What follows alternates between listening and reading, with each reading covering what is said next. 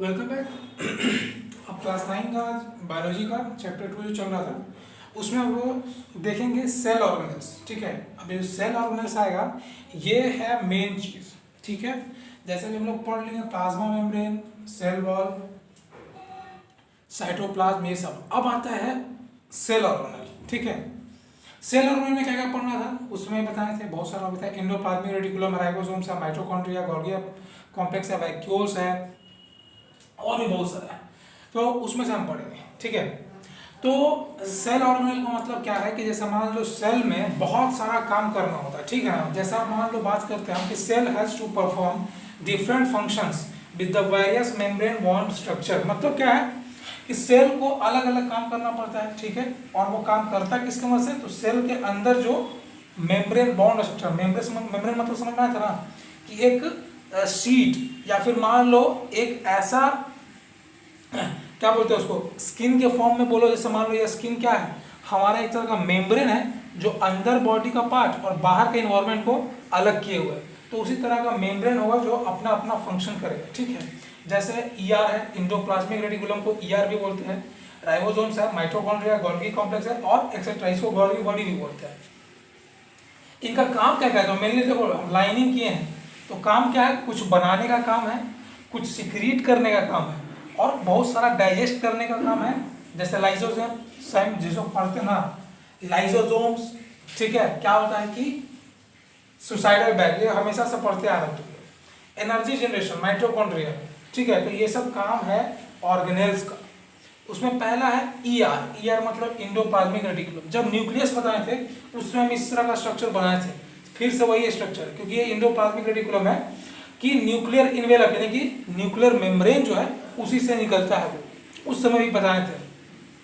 तो ये है क्या, it is a network of tube like structure from nuclear membrane to plasma membrane. मतलब क्या है, ये न्यूक्लियर मेम्ब्रेन से निकल के कहाँ तक जाएगा, प्लाज्मा मेम्ब्रेन तक जा सकता है। ठीक है, वहां तक एक स्ट्रक्चर होता है जो नेटवर्क की तरह। अब बताते हैं क्या है, ये बेसिकली एनसीईआरटी का पिक्चर है। ठीक है, इस चैप्टर का पिक्चर पेज नंबर 90 में नीचे में दिया हुआ है।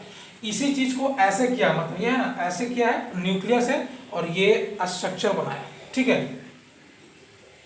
अब हम वो स्ट्रक्चर इसलिए नहीं बनाए हैं क्योंकि वो स्ट्रक्चर तुम लोग को समझ में नहीं आता, क्योंकि वो 3D स्ट्रक्चर है और ये स्ट्रक्चर सिंपल है और ये इंपॉर्टेंट है उससे, और ये इजी वे में समझ में आ सकता है, इजी वे में ड्रॉ कर सकते हो।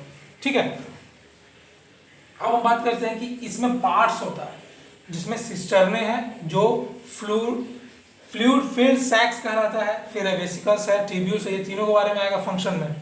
ठीक है, फिर आता है दो तरह का होता है ईआर, एक होता है आरईआर, एक होता है एससीआर। अब ये नाम क्यों पड़ा है, तो एक राइबोसोम्स के प्रेजेंट के कारण, राइबोसोम प्रेजेंट होगा उसको बोलेंगे RER, rough endoplasmic reticulum. SCR में क्या होगा, राइबोसोम्स एब्सेंट होगा। जैसे मान लो ये है ईआर, सिंपल सा अगर हम बात करते हैं, अभी एससीआर और आरईआर छोड़ दो। ठीक है, ये सिंपल सा इंडोप्लाज्मिक रेटिकुलम है।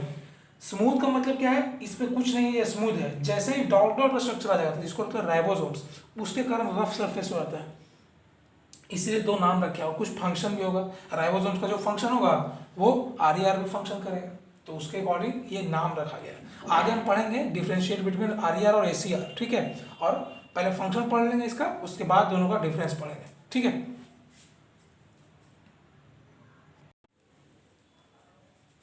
फंक्शन देखते हैं इसका। फंक्शन क्या है कि इंपॉर्टेंट है, इसमें तीन है। ठीक है, देखो support to cell, internal support to cell, चलो ठीक है, ये देता है और भी देता है बहुत सारा। पर यहाँ पर देखो it helps in formation of plasma membrane and Golgi bodies. Plasma membrane का फॉर्मेशन और गोल्गी बॉडीज का फॉर्मेशन करता है, बहुत ही इंपॉर्टेंट पॉइंट है। अगला क्या है, RER helps in synthesis and transportation of protein. Important, एकदम बहुत इंपॉर्टेंट, कि rough endoplasmic reticulum, RER means rough endoplasmic reticulum क्या करता है, बनाता है और ट्रांसपोर्ट करता है किसका, प्रोटीन का। ठीक है, एसीआर, एसीआर मतलब स्मूथ इंडोप्लाज्मिक रेटिकुलम, ये क्या में हेल्प करता है, बनाने और ट्रांसपोर्ट करने में किसका, लिपिड का, स्टेरॉइड का, ये सब चीज का। ठीक है, तो ये तीन पॉइंट जो है बहुत ज़्यादा इंपॉर्टेंट है फंक्शन के तौर पे इंडोप्लाज्मिक रेटिकुलम का। अगला एक है कि एसीआर जो लीवर सेल में स्मूथ एंडोप्लाज्मिक रेटिकुलम है वो डिटॉक्सिफिकेशन में हेल्प करता है, मतलब लीवर में जो जितने भी गंदगी होगा वो डिटॉक्सिफाई करता है, मतलब वहाँ से हटाने का काम करता है। अब हम बात करते हैं सिक्रेटरी प्रोटीन। नाम देखो, सिक्रेटरी प्रोटीन बोल रहा है, मतलब कहीं से ये सीक्रेट होता है। तो जब तुम लोग डाइजेस्टिव सिस्टम पढ़ोगे तब ये सब आ जाएगा समझ में। म्यूकस हमारे स्टमक में होता है, बहुत जगह प्रेजेंट होता है। डाइजेस्टिव एंजाइम वैसा एंजाइम जो डाइजेशन में हेल्प करता है। हार्मोन जैसे इंसुलिन वगैरह है, ये क्या होता है, सिंथेसाइज बाय आरईआर, मतलब ये जितना भी हार्मोन और एंजाइम वगैरह हम लोग देख रहे हैं वो किसके द्वारा बनता है, तो रफ एंडोप्लाज्मिक रेटिकुलम के द्वारा। क्यों बनता है, क्योंकि देखो अभी हम पढ़ चुके हैं आरईआर क्या करता है, प्रोटीन का सिंथेसिस करता है, और ये एंजाइम और हार्मोन है क्या, प्रोटीन का ही एक टाइप से, आगे ही लिखा हुआ है सेक्रेटरी प्रोटीन। तो ये एंजाइम और हार्मोन वगैरह जितना ही पढ़ते हैं हम लोग, ये सारा एक तरह का प्रोटीन ही है, ठीक है। अगला आरईआर और एसीआर।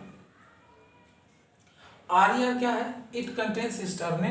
एसीआर क्या है, ये मेनली वेसिकल और ट्यूब्यूल्स हुए, ठीक है। आरईआर नाम ही पड़ा है राइबोसोम्स की वजह से, तो प्रेजेंट है, एब्सेंट होगा एसीआर में क्योंकि इसमें स्मूथ है। पाया कहाँ कहाँ जाता है, तो it is abundant in exocrine pancreatic cells and antibody secreting plasma cells. अब वो क्या है, एक्सोक्राइन पैनक्रियाटिक सेल मतलब पैनक्रियाज में दो तरह का सेल है, एक्सोक्राइन और एंडोक्राइन, दोनों सेल प्रेजेंट होता है उसमें। इंसुलिन वगैरह वहीं से निकलता है। फिर एंटीबॉडी जो सीक्रेट करता है प्लाज्मा सेल्स, वहां प्रेजेंट होता है रफ एंडोप्लाज्मिक। क्यों होता है, राइबोसोम्स की वजह से। एसीआर है तो कहाँ कहाँ होता है, लीवर में पढ़ ही चुके, एसीआर प्रेजेंट है, लीवर में बहुत ज़्यादा होता है। फिर टेस्टिकुलर सेल्स पता है, टेस्टिस वगैरह में प्रेजेंट होता है ज़्यादा, लेडिक सेल्स जो होता है, ठीक है। अब आगे हम पढ़ेंगे राइबोसोम्स के बारे में, क्योंकि राइबोसोम्स का पढ़ना जरूरी है। राइबोसोम्स पढ़ेंगे, फिर गोल्गी अपरेटस पढ़ेंगे, ठीक है।